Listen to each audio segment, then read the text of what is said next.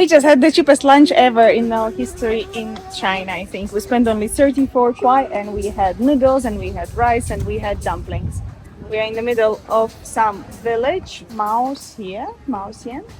Anyway, we are in the middle of Chinese village.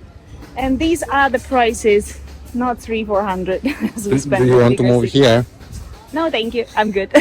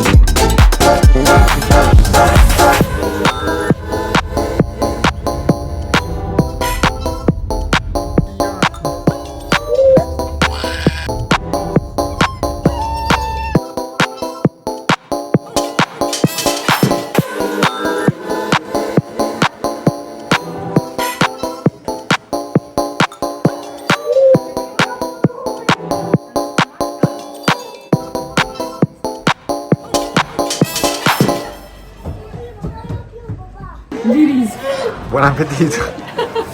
Мать осторожно, пожалуйста. Хочешь что, машинку? Или я?